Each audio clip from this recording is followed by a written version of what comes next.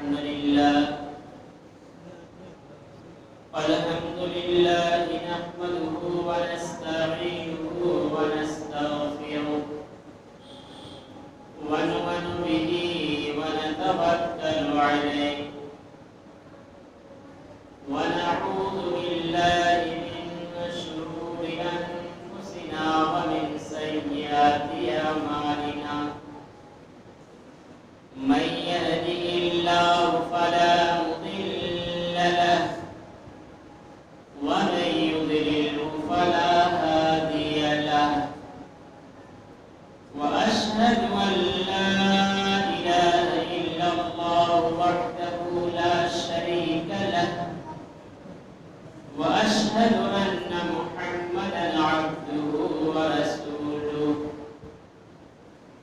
أما بعد فإن أصدق الحديث كتاب الله وخير الهدي هدي محمد صلى الله عليه وسلم وشر الأمور محدثاتها وكل محدثة بدعة وكل بدعة ضلالة وكل ضلالة في النار فأعوذ بالله السميع العليم من الشيطان الرجيم بسم الله الرحمن الرحيم يوم نقول لجهنم هل امتلأت فتقول هل من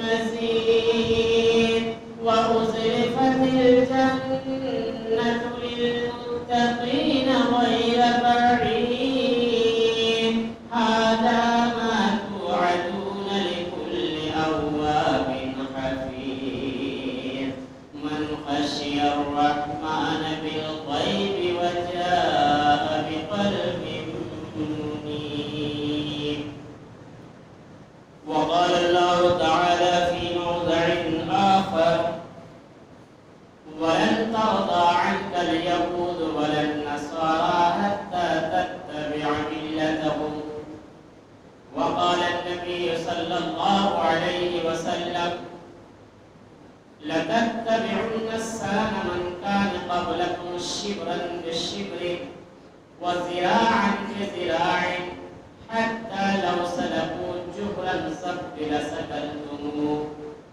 رواه البخاري ہر قسم کی تعریف و توصیف حمد و ثنا اس وحدہ لا شریک خالق کائنات مالک ارض و سما کے لیے لائق و زیبا سزاوار ہے جس نے ہمیں اور آپ کو اس پوری سرزمین پر پیدا کیا اور پیدا کرتے ہی ہمیں یوں ہی ایسے ہی تاریخی میں بھٹکتے ہوئے نہیں چھوڑا بلکہ ہمیں قرآن و حدیث کے مطابق اپنی زندگی کو گزارنے کے لیے ان کے مطابق اپنی مستقبل زندگی کی کامیاب بنانے کے لیے پہلے انبیاء کرام کو اس دنیا پر بھیجے گئے ان میں سے ہمارے آخری نبی آخری کڑی امام الانبیاء پر بے شمار درود و سلام کا نچھاور ہو آمین اللہم صلی علیہ وبارک علیہ محترم ناظرین نوجوانان کرام عزیزان گرامی خطبہ مسنونہ کے بعد قرآن مجید کی سورۃ البقرہ ایک آیت کا ٹکڑا آپ کے سامنے تلاوت کی گئی ہے اللہ تبارک و تعالیٰ سے دعا ہے کہ اللہ تعالیٰ ہم سبوں کو سننے کے ساتھ ساتھ مزید اپنی زندگی کے اندر عملی جمع بنانے کی توفیق عنایت فرما آمین۔ باتیں چل رہی تھی پچھلی جمعہ کہ معاشرے کی بگاڑ کے اسباب اور اس کا علاج۔ حقیقت میں جو معاشرے معاشرے کی بگاڑ کا اسباب ہے، ان میں سے پہلا پوائنٹ تو یہ ہے، شرط و نقاط آپ کے سامنے رکھیں گے۔ ان میں سے سب سے پہلی بات، معاشرے کی بگاڑ کا ایک بہت بڑا جو فتنہ چل گیا ہے وہ ہے فیشن کا فتنہ، جو ابھی آپ کے سامنے تلاوت کی گئی ہے، وَلَن تَرْضَىٰ عَنكَ الْيَهُودُ وَلَا النَّصَارَىٰ حَتَّىٰ تَتَّبِعَ مِلَّتَهُمْ۔ اللہ تبارک و تعالیٰ ارشاد فرماتا ہے کہ اے مسلمانوں سنو، یہود و نصارہ کبھی بھی تمہارا دوست نہیں ہو سکتے۔ یہ فرمان اللہ تبارک و تعالیٰ کا ہے، وَلَن تَرْضَىٰ عَنكَ الْيَهُودُ وَلَا النَّصَارَىٰ۔ لیکن ہم کتنے بدنصیب ہیں کہ جب اللہ تعالیٰ یہ کبھی بھی تمہارا دوست نہیں ہو سکتے، یہ تمہارا حقیقی اور قریبی نہیں بن سکتے۔ وَلَن تَتَّبِعَ مِلَّتَهُمْ، لیکن تم کتنے بدنصیب ہو کہ آج وہی یہود و نصارہ کی ہم اتباع کرتے ہیں، ان کی ملت کی اتباع کرتے ہیں۔ اس کو آپ بدلا دیں، جو طریقے صحابہ کرام کا ہے، جو طریقے جناب محمد رسول اللہ صلی اللہ علیہ وسلم نے قرآن کے ذریعے میں بتلایا ہے، جو قرآن پر وحی کی گئی ہے، اور جو سنت نبوی آپ نے پر اشارہ کر دیا کہ اے لوگوں تم یہ راستہ اختیار کر لینا، تم کبھی بھی گمراہی اور تاریکی میں نہیں بھٹکو گے۔ لیکن آج کتنے بڑے بدنصیب ہیں کہ آج ہمیں نہ صحابہ کے طریقے کو لیا ہے، اور نہ ہمیں اللہ کے نبی کی اتری ہوئی قرآن پر کوئی عمل ہے، اور نہ ان کے لائی ہوئے شریعت مطہرہ پر ہمیں عمل ہے۔ آج ہم یہود و نصارہ کی اتباع کر رہے ہیں، ان کی ملت کی اتباع۔ یہ بدنصیبی اور ذرارت نہیں دور کیا ہے، فیشن چل گیا ہے۔ آج دیکھیے اسلامی طور طریقے پر ہم چلتے پھرتے نظر نہیں آ رہے ہیں۔ کوئی ناچنے والا ایکٹر فلمی دنیا کا اگر وہ بال اگر بڑا رکھتا ہے آگے کا، تو آج ہماری قوم کے نوجوان بھی ان کی طرح آگے کا بال بڑا کر دیتا ہے، پیچھے کا بال چھوٹا کر لیتا ہے۔ یہ فیشن چل گیا ہے، اسٹائل معاشرے میں۔ یہ بہت بڑا فتنہ ہے میرے بھائی، بہت بڑا فتنہ ہے۔ اس فتنے سے بچو۔ آپ کو شاید نہیں پتا کہ یہ آگے کے بال بڑا رکھنا یہ کتنی بڑی فتنہ ہے۔ آج وہ عورتیں بھی غور کریں، وہ بہنیں بھی ذرا دھیان دیں۔ آج ہمارا معاشرے کے اندر وہ لباس، وہ مذاکرہ اسلامی لباس نہیں ہے۔ کوئی ناچنے والی بھی حیا اگر ٹائٹ اور چست کپڑے پہنتی ہے تو آج جب معاشرے کے اندر چل رہا ہے، بازاروں میں مارکیٹ میں جاتی ہے، مجھے وہی ڈریس چاہیے، وہی لباس چاہیے، وہی ٹائٹ اور چست ہم خریدتے ہیں، اور ہماری بہنیں، ہماری بیٹیاں وہ معاشرے میں پہن کر کے چلتی ہیں۔ اتنے ٹائٹ اور چست، اتنی امیانیت، اتنی نیم لباس ہوتی ہے وہ کہ جس کے جسم کے نصیب و فراز پورا نمایاں ہوتا ہے، ظاہر ہوتا ہے۔ اور کتنا بھی غیرت باپ ہوگا وہ باپ جو اپنے بہن بیٹیوں کا ایسے لباس بازار سے خرید کر کے لاتا ہے، اب کٹی لباس، نہ صحیح سے اس کا جسم ڈھکا ہوا ہو۔ سوچو ذرا آج یہ کہاں جا رہا ہے معاشرہ؟ سب فیشن میں ڈوبے ہیں، لوگ کر رہے ہیں، چل گیا ہے، کلچر ہے، لوگ کر رہے ہیں، ہم بھی کر رہے ہیں۔ اسے یہ نہیں پتا یہ کتنا بڑا فتنہ ہے، اور یہی ہمارے معاشرے کو تباہی کے دہانے پر لے جاتا ہے، ذلت کی پستی پر لے جاتا ہے، اور اس قدر ذلت کی پستی پر لے جاتا ہے کہ آخر کار نتیجہ ایسا نکلتا ہے کہ اس کی ماں باپ کو سماج کے سامنے ذلیل اور رسوا ہونا پڑتا ہے، ماں باپ کا منہ کالا ہو جاتا ہے۔ تو بچو اس فیشن سے، اور وہ نوجوان بھی کان کھول کر کے سنیں جو آگے کا بال بڑا بڑا رکھتے ہیں۔ یہ بہت بڑا فتنہ ہے، شاید مجھے نہیں معلوم یہ کتنا بڑا فتنہ ہے۔ آئیے میں تاریخ کے حوالے سے حضرت عمر فاروق رضی اللہ عنہ کے دور خلافت کا ایک واقعہ بتاتا ہوں۔ آپ رات کے وقت گشت کر رہے تھے، ان کا یہ معمول تھا کہ رات میں گشت کرنا ہے، اور ان حال میں سب کے خیر کے کیا کرتے تھے۔ اتنے میں عمر فاروق رضی اللہ عنہ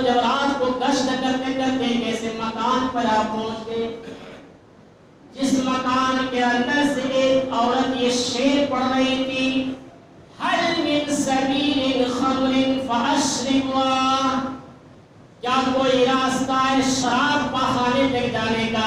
حل من سبیل خمر، کیا کوئی راستہ ہے کہ شراب فاشربوا کہ میں شراب تھوڑی سی پی لوں؟ ام حل سبیل الی نجلب حجاج، یا کوئی راستہ ہے یا کوئی جگہ ہے جو مجھے نظر ابن حجاج کے پاس لے جائے، وہاں تک مجھے پہنچا دے؟ وہ عورت یہ شعر پڑھ رہی تھی، عمر فاروق رضی اللہ عنہ کی نگاہ اس مکان پر پڑی اور اس عورت کے پڑھنے والے شعر کی آواز عمر فاروق رضی اللہ عنہ کے کان میں ٹکرائی۔ آپ وہاں پر رک گئے اور رکنے کے بعد آپ غور و فکر کرنے لگے۔ عمر فاروق رضی اللہ عنہ چاہتے تو رات کے وقت اس عورت سے ملاقات کر لیتے، لیکن آپ نے تنہائی کے لیے تھے، گھر کے اندر داخل نہیں ہوئے اور یہ سوچنے لگے کہ رات کا وقت ہے، اگر میں اس عورت کے گھر میں ابھی داخل ہو جاؤں تو طرح طرح کے الزام مجھ پر لگ سکتا ہے۔ اپنے دامن کو بچانے کے لیے عمر فاروق رضی اللہ عنہ نے اس مکان کے نمبر کو نوٹ کر لیا۔ مکان کے نمبر کو نوٹ کر لینے کے بعد صبح ہوئی، اپنے ساتھیوں کو بھیجا کہ جاؤ فلانا مکان کا نمبر اتنا، اس گھر کی عورت کو پکڑ کر کے لاؤ۔ عمر فاروق کے کٹہرے میں پہنچتی ہے وہ عورت۔ آپ خلیفہ ہیں، امیر ہیں، ان کے سامنے وہ عورت کھڑی ہوتی ہے۔ عمر فاروق رضی اللہ عنہ سوال کرتے کہ اے عورت بتا، رات کے وقت تو شام کی طرف کر رہے تھے اور عمرہ اور نجر بن حجاج یہ کون ہے تو اس کی طرف کر رہے تھے کہ مجھے وہاں تک لے جائے، کیا بیٹر ہے، بات کیا ہے؟ عورت یہ الفاظ سنتے ہی دہل گئی، کہا کہ میں نہیں جانتی نجر بن حجاج کون ہے۔ کہا کہ جھوٹ بول رہی ہے، اگر نہیں جانتی تو شعر کے ذریعے الفاظ کیوں کہہ رہی تھی کہ ہم ہر سبیل الی نجر بن حجاج، یا کوئی راستہ یا جگہ ہے جو مجھے نجر بن حجاج کے پاس لے جائے۔ عمر فاروق کی جب ڈانٹ پڑی اور جب آپ نے درے کو نکالا تو وہ درے کو دیکھتے اور ڈر کے مارے کہنے لگے ہاں ایک نوجوان ہے جو فلانا بستی میں رہتا ہے۔ عمر فاروق رضی اللہ عنہ اپنے ساتھیوں کو بھیجتے ہیں اور وہ نوجوان کو بھی پکڑ کر کے لایا جاتا ہے۔ وہ نوجوان جب وہاں کھڑا ہوتا ہے، وہ عورت بھی ایک طرف کھڑی ہوتی ہے۔ عمر فاروق رضی اللہ عنہ پوچھتے ہیں کہ اے نوجوان بتا کہ یہ عورت کو تم جانتے ہو؟ وہ نوجوان کہتا ہے کہ اے امیر المومنین، اس عورت سے میرا کبھی سابقہ نہیں پڑا ہے، نہ اس سے میری کبھی ملاقات ہوئی ہے، نہ میں اسے کبھی جانتا ہوں۔ اے امیر المومنین، آج یہ پہلی بار ہے جو میں آپ کے سامنے کھڑا ہوں، یہ عورت کو میں جانتا تک بھی نہیں۔ آخر مسئلہ کیا ہے، کیا بات ہے، آپ مجھے یہاں کیوں پکڑ کر کے لائے ہیں، کیوں مجھے یہاں بلایا گیا ہے؟ عمر فاروق رضی اللہ عنہ اس عورت سے بھی یہی سوال کرتا ہے۔ وہ عورت کہتی ہے، خاموش ہو جاتی ہے، لیکن وہ عورت جواب نہیں دیتی ہے۔ عمر فاروق رضی اللہ عنہ غور و فکر کرنے لگے، بہت غور کرنے کے بعد اس کی تدبیر یہ نکلتی ہے، یہ نوجوان بڑا خوبصورت ہے، یہ نوجوان بڑا حسین و جمیل ہے اور ان کے آگے کے بال بڑا بڑا رکھا کرتا تھا۔ عمر فاروق رضی اللہ عنہ نے برائی کی جڑ کو پکڑ لیا ہے کہ ان کی خوبصورتی کی وجہ سے اور ان کے لمبے لمبے بال کی وجہ سے مدینے کی عورت یہ فتنے میں پڑ رہی ہے۔ عمر فاروق کہتے ہیں اے نوجوان، تیری کوئی غلطی نہیں ہے، لیکن تیرے بال کی فتنہ ہے کہ تیرے بال کی فتنہ نے آج مدینے کی عورت کو فتنے میں ڈال دیا ہے۔ عمر فاروق کہتے ہیں اے نوجوان، اب تجھے یہ بال اتارنی پڑے گی۔ وہ نوجوان کہتا ہے ہاں امیر المومنین، امیر ہے، ان کے سامنے کس کی مذاق، ان کے بال کو کٹ کر دے۔ ٹھیک ہے امیر المومنین، میں سر سے بال کو اتار دوں گا۔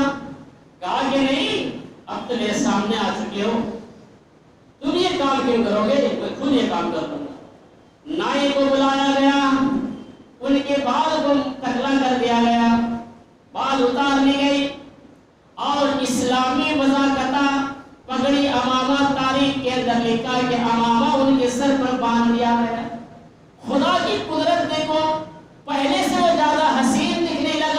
خوبصورت دیکھنے لگا. پہلے تو ایک مر رہے تھے, اب تو 10 مرنے لگے. عمر فاروق رضی اللہ عنہ پھر غور کرنے لگے اور کہ اے نوجوان, اب تجھے مدینہ چھوڑنا پڑے گا. وہ نوجوان کہتا ہے کہ یہ کیا بات ہے, میری کیا غلطی ہے کہ آپ مجھے مدینہ چھوڑنے کے لیے کہہ رہے ہیں؟ کہا کہ نہیں, غلطی تمہاری بھی نہیں ہے, لیکن میں یہ بھی نہیں چاہتا کہ میرے سماج میں, میرے محلے میں یا تمہاری ان اداؤں کی, تمہاری خوبصورتی کی وجہ سے یہاں کی عورتیں فتنوں میں پڑ جائیں. یہ میں چاہتا نہیں ہوں. تو یہ گاؤں چھوڑ دے, یہ محلہ چھوڑ دے اور تو بصرہ چلا جا یا ملک شام چلا جا. وہ نوجوان کہتا ہے کہ اس میں میری تو کوئی غلطی نہیں, آپ مجھے یہاں سے نکال رہے ہیں, چلو کوئی بات نہیں ہے. اگر یہ قوم اگر فتنہ میں پڑ جاتا ہے میرے لیے, تو میں یہ قوم کو, میں یہ محلہ کو چھوڑ دیتا ہوں. اور یہ تاریخ کی کتاب آج کے وارد ہے کہ وہ نوجوان بصرہ کی طرف ہجرت کر گیا, وہاں روانہ کر دیا گیا. تو پتہ یہ چلا کہ فیشن جو آج بڑے بڑے بال نکل رہا ہے, آج یہ نوجوان رکھ رہے ہیں آگے کے بڑے بڑے بال اور ایک پیچھے کے چھوٹا کر دیتا ہے. وہ سمجھتا ہے کہ یہ فیشن ہے, اسے پتا نہیں کہ بہت بڑا فتنہ ہے. اور وہ نوجوان کو یہ بھی نہیں معلوم کہ یہ کس کی صفت ہے آگے کے بڑا بڑا بال رکھنا.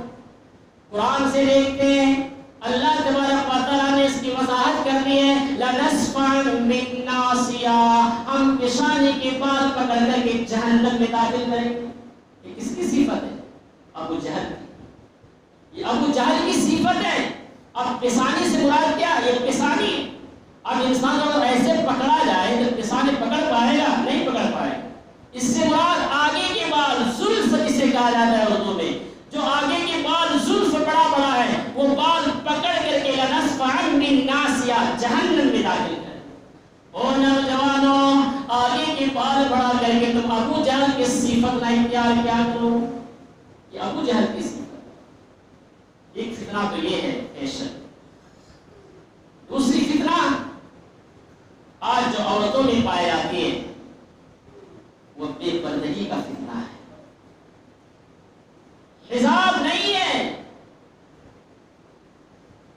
آج جو عریانیت اور فحاشی آج جو ہمارے معاشرے میں چھائی ہوئی ہے, یہ صرف بے پردگی کا سبب ہے. انہیں گھروں سے نکلنا, بازاروں میں گھومنا اور عورتوں کی ہجوم لگا دینا, اور چھچڑ اور ٹائپ کے نوجوان بھی ان کے پیچھے پڑ جاتے ہیں. یہ بہت بڑی فتنہ ہے میرے بھائی. بغیر فضول کے گھروں سے باہر نکلنا. قرآن کہتا ہے وَقَرْنَ فِي بُيُوتِكُنَّ وَلَا تَبَرَّجْنَ تَبَرُّجَ الْجَاهِلِيَّةِ الْأُولَىٰ. 22واں پارہ مطالعہ کرو. اللہ تبارک و تعالیٰ اس میں وضاحت کر دی ہے, اے عورتیں تم زمانہ جاہلیت کے عورتوں کی طرح فجور کی دوپہر نہ نکلا کرو, بے پردگی سے نہ پھرا کرو. یہ زمانہ جاہلیت کے عورتوں کی صفت ہوا کرتی تھی. آج جو ہمارا سماج بگڑا ہے, جو معاشرہ بگڑا ہے, اور جو ذلت کے دہانے پر یہ بے پردگی کا سبب. حجاب نہیں ہے. 30 سال کی عورت کو دیکھ لو, 40 سال کی عورت کو دیکھ لو, وہ باہر گھوم رہی ہے ٹائٹ چست کپڑے پہن کر کے, چہرہ کھلا ہے, لانے کریم پاؤڈر نے کیا کیا اجانے میک اپ کر کے باہر پھر رہی ہے. اور وہ گھرانے کا وہ مرد بھی کتنا بے غیرت ہے, کتنا بے غیرت ہے. شرم و حیا ایک اچھی چیز ہے, سب سے ادنا درجہ ایمان کا ہے. وہ گھر والا بھی یہ ایمان کا بھی لگتا ہے کہ وہ لائق نہیں ہے کہ اپنے عورتوں کو ایسی چیز استعمال کروا کے باہر گھما دے. اسے منع کرنے پر ان کی زبان نہیں کھلتی کہ یہ چیز غلط ہے. ہاں عورت میک اپ کرے جائز ہے, لیکن شوہر کے سامنے کرے, غیر مردوں کے سامنے. نبی کی وہ حدیث شاید نہیں پتا, اللہ کے نبی کی حدیث ہے کہ کوئی عورت خوشبو تو چھوڑو, اگر خوشبو والی تیل کے اندر مہک آ رہی ہے اور وہ اگر غیر مردوں کے سامنے سے گزر رہی ہے, وہ مہک اگر غیر مردوں کے ناک میں ٹکرا گئی تو اللہ کے نبی کی حدیث ہے جو عورت خوشبو لگاتی ہے اور خوشبو والی چیز استعمال کر کے اگر وہ مردوں کے سامنے سے گزرتی ہے تو ایک بار نہیں 3 بار آپ نے کہا کہ وہ زانیہ ہے, زانیہ ہے, زانیہ ہے, بے حیا ہے, بے حیا ہے, بے حیا ہے. ہمارا نبی ایک بار کہہ دے تو کافی ہوتا, جو نبی یہاں 3 بار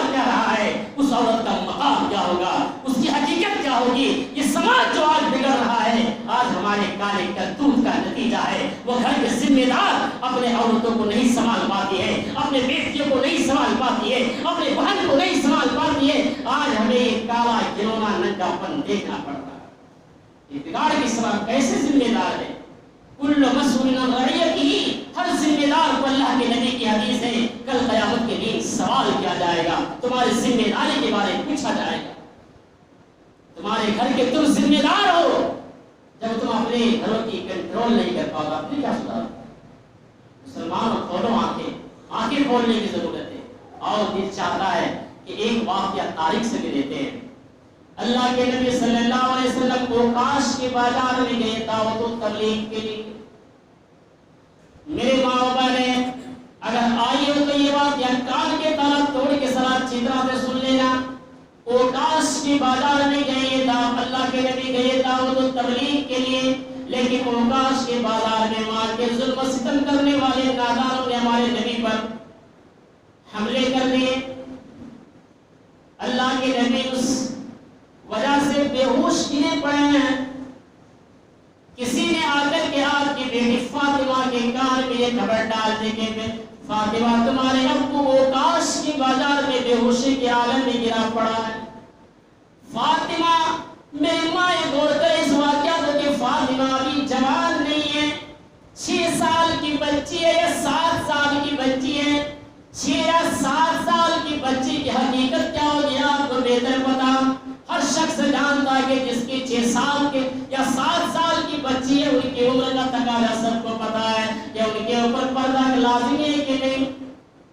لیکن 6-7 سال کی بچی فاطمہ جب یہ خبر سنتی ہے اپنے چہرے کے اندر اسکرف لگا لیتی ہے, ہاتھوں میں دستانہ لگا لیتی ہے اور حجاب کے ساتھ یہ فاطمہ اوکاش کے بازار میں دوڑتی ہوئی جاتی ہے اور جا کر کے اپنے ابو کے جسم ادر سے لپٹ جاتی ہے اور فاطمہ لیٹتے ہوئے زار و قطار یہ فاطمہ رونے لگتی ہے اور چیخ چیخ کر کے فاطمہ یہ کہنے لگتی ہے اے مکے کے ظالموں, اے مکے کے کافروں, تمہیں میرے باپ نے کون سا ایسا ظلم کیا ہے کہ تو نے میرے باپ کو اتنا مارا کہ آج اوکاش کے بازار میں بے ہوش پڑا ہے. جب فاطمہ کی آنکھوں کے آنسو جناب محمد رسول اللہ صلی اللہ علیہ وسلم کے جسم اندر مبارک پر جب گرتا ہے تو وہ آنسو آب حیات کا کام کرتا ہے. اللہ کے نبی کی آنکھیں کھل جاتی ہے, اللہ کے نبی بیدار ہوتے ہیں اور اپنے بیٹی کے جسم کو لپٹ لیتے ہیں اور اللہ کے نبی کھڑے ہو جاتے ہیں اور اللہ کے نبی چیختے ہوئے کہتے ہیں اے مکے کے ظالموں, اے مکے کے کفاروں, تم نے مجھے جو ظلم دیا ہے, جو پریشانی مجھ پہ ڈالی ہے, مجھے اتنا درد نہیں ہوا, لیکن اے مکے کے ظالموں تم نے میرے بیٹی کو رلایا ہے, تم نے میرے بیٹی فاطمہ کی آنکھوں سے آنسو بہایا ہے. یہ واقعہ اس بات کی ایک دلیل بھی ملتی ہے کہ بیٹیوں سے بھی محبتیں ہونی چاہیے. اور دوسری سبق اس واقعہ سے ہمیں یہ بھی ملتا ہے کہ 6 سال کی ابھی فاطمہ ہے یا 7 سال کی, 2 طرح کے الفاظ لکھی گئی ہے. 6 یا 7 مان لیتے ہیں, اس کی کوئی قید نہیں ہے, لیکن 6 بھی مانے تب بھی یا 7 بھی مانے تب بھی ابھی اس پر پردہ واضح نہیں ہے. تب بھی یہ فاطمہ حجاب لگا کر کے وہ چلی جاتی ہے, اپنے چہرے کو ڈھانپ کر کے جاتی ہے.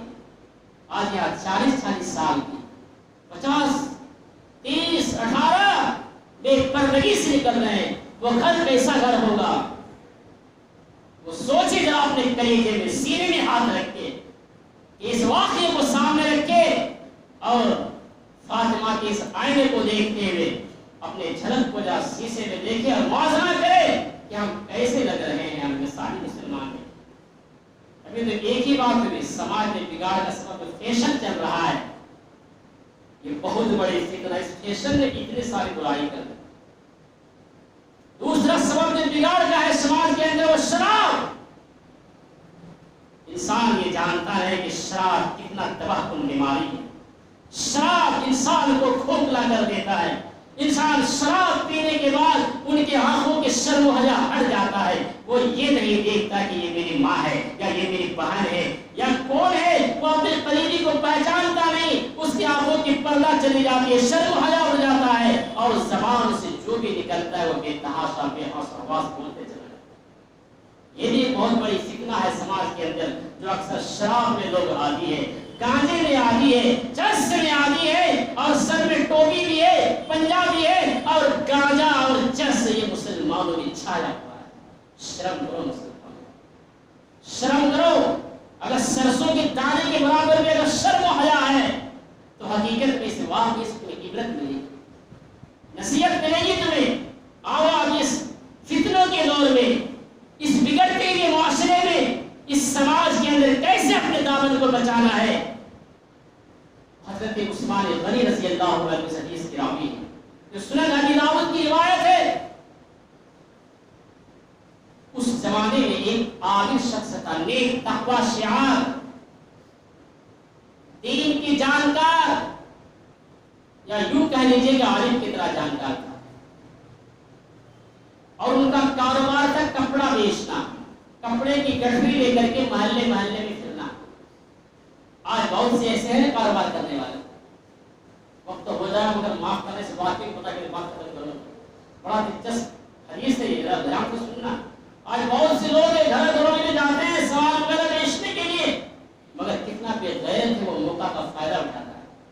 عورتیں نکلتی ہے، گھنٹوں گھنٹوں تک باتیں کرتا ہے ان کے سامنے، اور ریٹ بھی کم کر دیتا ہے۔ وہ ریٹ جب جہاں وہ کم کر رہا ہے تو سمجھ لو اس کے دل میں کالا پن ہے، کچھ اور چل رہا ہے، سمجھ لینی چاہیے۔ لیکن عورت تو بھولیا ہے، ناقصہ ہے، اس کو تو اتنی عقل ہے۔ وہ عابد شخص سے بھی کپڑا بیچا کرتا تھا اسی گاؤں کے اندر، مدینہ منورہ کے اندر۔ ایک بیوہ عورت تھی جو سب سے حسین و جمیل تھی، خوبصورت تھی۔ ان کے یہ بری عادت لگی ہوئی تھی کہ روزانہ کسی غیر کو تلاش کرنا اپنے خواہش کو پورا کرنے۔ اس نے اپنے نوکرانی سے کہا کہ جا کوئی ایک تلاش کر کے لاؤ۔ اسی محلے میں یہ عابد شخص مل گیا۔ دیکھو یہ شراب کی برائی کی جڑ بتلا رہا، کتنی خطرناک ہوتی ہے شراب، کتنے خطرناک ہوتی ہے۔ گانجا انسان جانتا ہے اس کی حقیقت کو، شراب پینے کے بعد کیا ہوتا ہے۔ وہ گیا اور جانے کے بعد گھر کا دروازہ کھولتا چلا گیا، اندر جب داخل ہوتا دیکھتا ہے کہ ایک حسین و جمیل عورت بیٹھی ہوئی ہے، بال بکھری ہوئی ہے، اور یہ گیا اور جاتے ہی کہا کہ لے لو، میں کپڑے کی گٹھری کھول چکا ہوں، تمہیں کون سی کپڑا چاہیے؟ کپڑا ایک سامان بیچنے والا، تمہیں بھی ایک نصیحت اس میں ہے کہ کسی عورت کے پاس جب جاؤ اپنی نگاہیں نیچی کر لو۔ وہ نیچی نگاہیں رکھی ہے، لے لو باہر کیا لینا ہے، اس کی طرف دیکھ بھی لے رہا ہے۔ آج ہے ایسی معاشرے میں بیچنے والا کو آنکھیں ایسی پھاڑ پھاڑ کے دیکھے گا، نیچے کھاد رکھے گا، ذہن میں پورے تاج محل بنا رہا ہے، وہ خواب اتار رہا ہے۔ یہ فتنہ ہے میرے بھائی، یہ فتنہ بہت بڑی فتنہ ہے۔ اور اس گھر کے مرد کو چاہیے کہ گھر سے وہ کیوں نکلے؟ تم بازار سے کوئی اس کی ضرورت کے سامان خرید کے لا دو، تم اس فتنے سے بچ جاؤ گے۔ آج ہمیں کنٹرول نہ کرنے کے بس آج ہمیں ایک کالا دن دیکھنا پڑ رہا ہے۔ روز کبھی اخبار کے ذریعے یہ بھاگ گیا تو وہ مر گیا تو وہ چلا گیا، کیوں جا رہا ہے؟ ہمیں اپنے آپ پر کنٹرول نہیں ہے، ہمیں اپنے آپ پر اصلاح نہیں ہے۔ تم مرد ہو، قوام ہو، الرجال قوامون علی النساء، تمہیں اللہ نے قوام بنایا، سردار بنایا، لیڈر بنایا۔ تمہاری یہ ضروری ہے کہ تم گھر کی ضروریات کو بازار سے خرید کے لا کے پہنچا دو۔ یہ نہیں کہ عورتیں بازار کرے گی، عورتیں مارکیٹ جائے گی، عورتیں شاپنگ کرے گی اور مرد کھڑا ہو کے تماشا دیکھے گا۔ یہ ماحول چل رہا ہے۔ جب ایسے بے حیائی کا بازار گرم ہوگا تو تمہارا معاشرہ عزت دار نہیں بنے گا بلکہ ذلت دار۔ یہ الفاظ میرے نوٹ کر لیں، جب تک یہ بے غیرتی ختم نہیں ہوگا یہ معاشرہ پاک نہیں ہو سکتا ہے، اور اس کی ذمہ دار وہ گھر کا ذمہ دار ہے۔ کل قیامت کے دن وہ پکڑا جائے گا رب کے سامنے، کیونکہ تم اس کے قوام ہو، تم سے اللہ سوال کرے۔ وہ گیا اور بولی مجھے کوئی سامان نہیں لینا ہے، چل بند کر یہ گٹھری۔ کہا تو کیا کرنی ہے بہن؟ یہ تب بھی بہن بول رہا ہے، نگاہ نہیں دیکھ رہا ہے۔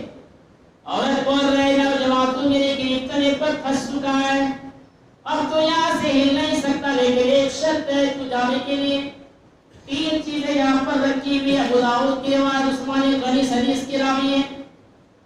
شراب بھی ہے، ایک لڑکا بھی ہے، اور بندہ ہوا تلوار بھی رکھ دیا۔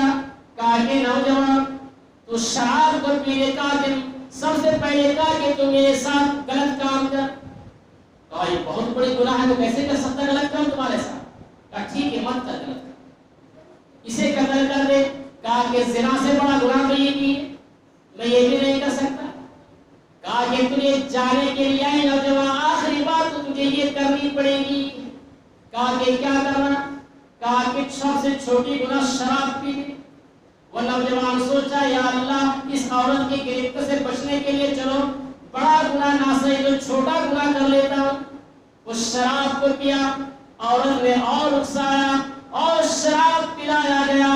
وہ مرد شراب پیتا چلا جا رہا ہے, اندر میں جوش مارتا ہے, وہ اس بچے کو بھی تلوار اٹھا کر کے دو ٹکڑا کر دیتا ہے. اور وہ عورت اپنے آغوش میں لے لیتی ہے, وہ اس کے ساتھ اپنے من کے تن کی پیاس بھی بجھا دیتا ہے. یہ حدیث اس بات پر بیان دلیل ہے کہ ابھی 3 گناہ سے انکار کر رہا تھا. یہ شراب کتنا خطرناک گناہ ہے کہ ایک شراب پینے کی وجہ سے قتل بھی کر دیا, زنا بھی کر لیا, دونوں بڑا بڑا گناہ کر لیا.